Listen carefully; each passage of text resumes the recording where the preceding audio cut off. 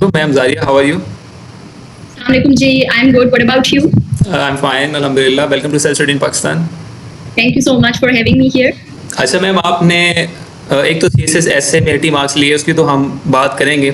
उसके अलावा आपने इतने अच्छे मार्क्स लिए और आपने एकेडमी के बगैर CSS की तैयारी की, तो जी। इसके बारे में आप एस्पायरेंट्स को क्या गाइड देना चाहेंगे? किस तरह पॉसिबल है कि हम 12 सब्जेक्ट्स को घर बैठे तैयार कर लें?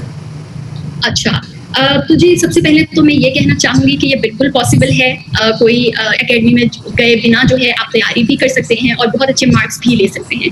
तो कुछ 2-3 पॉइंट्स हैं। एक तो ये है कि आपने रेलिवेंट बुक्स जो हैं उनसे पढ़ाई करनी है, ठीक है? हर सब्जेक्ट की आपको एक आधी अच्छी रेलिवेंट बुक मिल जाएगी। कुछ सब्जेक्ट्स में आपको 2 या 3 बुक्स जो हैं उनको कंसल्ट करना पड़ेगा, और वो ऐसा नहीं है कि आपने सारी बुक्स को कंसल्ट करने, सिर्फ आपने रेलिवेंट पार्ट्स जो हैं वो उन 2-3 बुक्स से कंसल्ट करनी है, ठीक है जी? इररेलेवेंट बुक्स पे आप ना जाइएगा, वो मैं कहूँगी वक्त का ज़िया होगा आपके लिए। अच्छा, बुक्स आपने कर ली शॉर्ट लिस्ट, अब आपने पढ़ाई शुरू कर दी।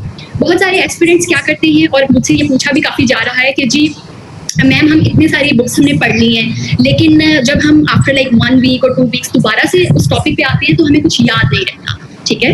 तो आपने ऐसा बिल्कुल नहीं करना कि आप सिर्फ बुक्स पढ़ते जाएं, आपने साथ में जो है नोट्स जरूर बनाने हैं। I can not emphasise enough, तो वो आप साथ साथ बनाते जाइएगा। फिर कुछ ऐसे टॉपिक्स होते हैं जो बड़े कंटेम्प्रेरी इन नेचर होते हैं, राइट? और ये आपको कंपल्सरी सब्जेक्ट्स में भी नजर आएंगे या आपको ऑप्शनल में भी नजर आएंगे।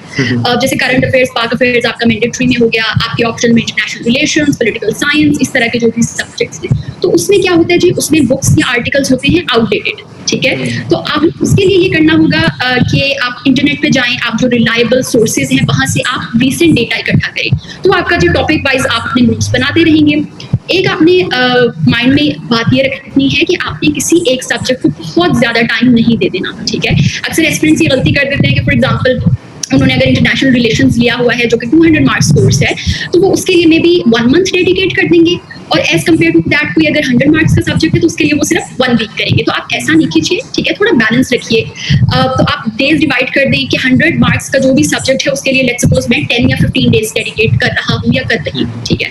अच्छा, अब आपने वो एक subject let's suppose in 15 days cover कर लिया, फिर आप दूसरे सब्जेक्ट पे चले जाइए। लेकिन आपने एक जो इम्पोर्टेंट चीज अपने माइंड में रखनी है वो ये कि आपने एक सब्जेक्ट कवर करने के बाद उसे भूल नहीं जाना, ठीक है?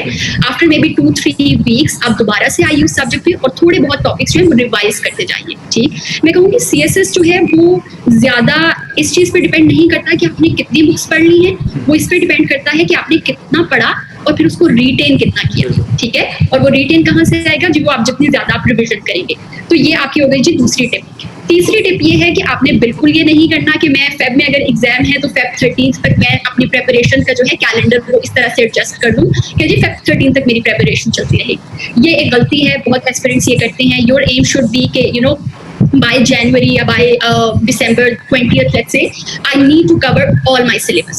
उसके बाद का जो महीना है ना या डेट, वो आपने एक तो आप इंग्लिश ऐसे की प्रैक्टिस करते रहिएगा, ठीक है?